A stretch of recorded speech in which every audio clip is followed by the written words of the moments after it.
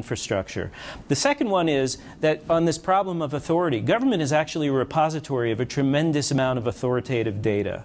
And whether it's the data of who's trying to get what out of government or what they're getting, who's trying to influence government, sunlight is the best of disinfectants, as my friends at the Sunlight Foundation like to say.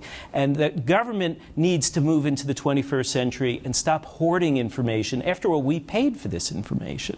And so your concern about this... We paid for this, meaning that DARPA started this, was a defense department. No, I mean also that all that information that's collected, environmental, health, lobbyist disclosure, all of that, not just the... I should be able to get that online. In fact, we shouldn't even think of it as being public unless it's made available to us online.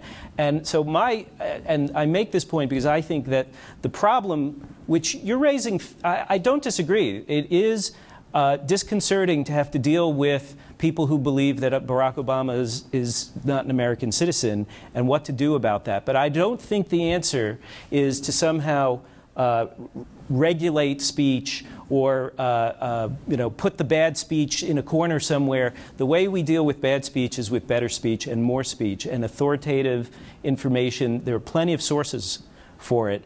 I think the future is bright. I have no fear except for people who would say that democracy is actually threatened by the unchecked nature of information on the internet. Well, you've got 2 minutes to respond to that. You get the closing statement, Andrew Keen.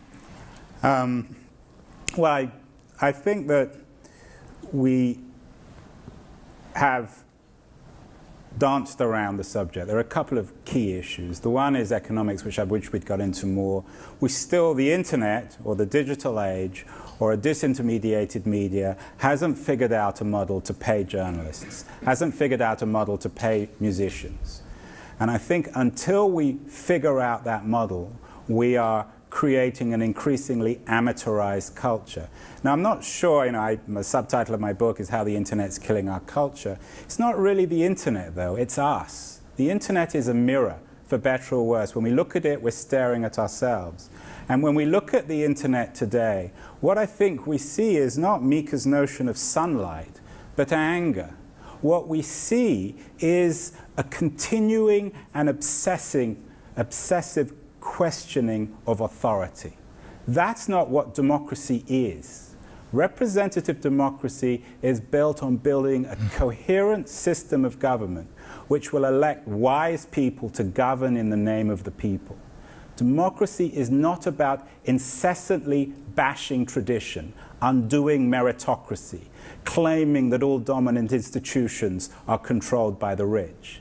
Now, I'm not saying that the internet creates that. The internet is just technology. But the internet reflects a series of values about questioning authority. It was built in my area, my neck of the woods, Northern California. But until we understand that the absence of a center in the internet is ideology and is not a reflection of the natural state of things, I think our democracy will continue to suffer. Because for better or worse, the internet is all we have. As physical, analog, mainstream media dies, we're going to be left with this thing, like it or not. Well, there's a very grim way to end, like it or not, although maybe not so grim, right? I like you guys. What? I like it. He likes it? Well, then it's not a grim way to end it all. It's a lot to mull over in any case, for the rest of our lives, I suppose. Thank you to our debaters, Farhad Manjoo, technology columnist at Slate Magazine, and Andrew Keen, Silicon Valley-based entrepreneur, author of The Cult of the Amateur, and developing your own TV or video on the internet as we speak, right? And their opposition, Jimmy Wales, the smartest man who ever lived, and founder of Wikipedia, and Mika Sifry, no slouch himself, co-founder and editor of the Personal Democracy Forum. For more information about this and future debates, you go to the Miller Center website, and for our broadcast, you check the listings of your local PBS station, which I would urge you to do. On behalf of the Miller Center, I'm Paul Salman. Thank you for watching.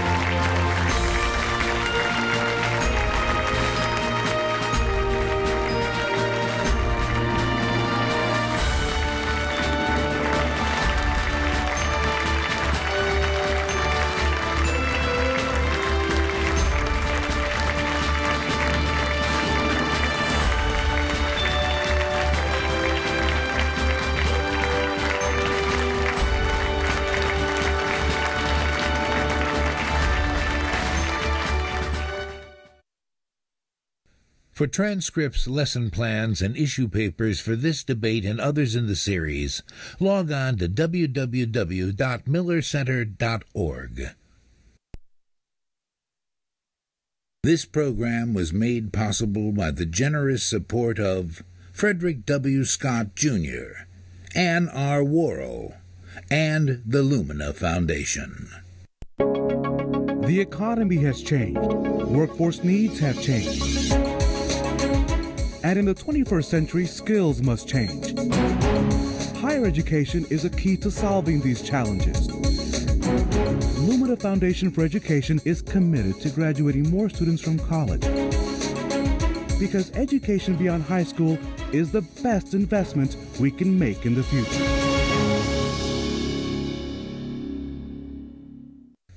And additional support from engaged citizen donors to the Miller Center Foundation from across the nation. Okay, great. So we have about a half an hour for questions from our audience. We're open for questions now, and you've got the first one. Please identify yourself and tell us what your question is. Thank you. My name is Quinn Hurdle, and I'm from American University. My first question for the pro-regulation side is, it seems that one of the bases of your argument is that the internet mirrors actual values in society. So are you saying that average Americans should not be participating in our civil society and should not be engaged in an active way in contributing their opinions and views? Because, as you say, those opinions and views do actually reflect and are indicative of actual beliefs in society. And just quickly for the anti-regulation side, how do you propose that we increase education for our young people so they have a better sense of how to use the internet and how to sort of shift through what are lies and what is fact, what is truth and what isn't, so that they are better informed and have better access to be better citizens in our civil society? Thank you. Okay, you guys first. Yeah, first of all, I don't think we're pro-regulation. I agree with the other side. I can't think of any regulation that would be helpful in this area, and I think we're just going to have to find other ways to deal with it and probably just adjust to the new news landscape. Can we put that in the promo of the show where he says, I agree with the other side? I like that. That was the best thing he Well, said I agree with I assume that Andrew is not for regulation. Well, Andrew, you have every opportunity. But never make an assumption. Well, the regulation issue is actually really interesting because you have groups like Free Press, which is, you know, I don't know if anyone here from Free Press, they're a very pro-internet, very sort of digital culture group, very influential in the net neutrality debate. And what Free Press are saying is that they'd like the government to actually subsidize journalism. So the regulation versus unregulation doesn't fit, I think, in this particular discourse. I would agree with my esteemed colleague here. I don't think I ever said anything pro-regulation. In fact, when you asked the question, I said I don't think you can, for better or worse, regulate the internet. But something broader than regulation, perhaps? Well, self-regulation. I think the issue is self-discipline. And again, it's a broader cultural issue. And you come back to your, you know, Quinn's question is about people expressing themselves.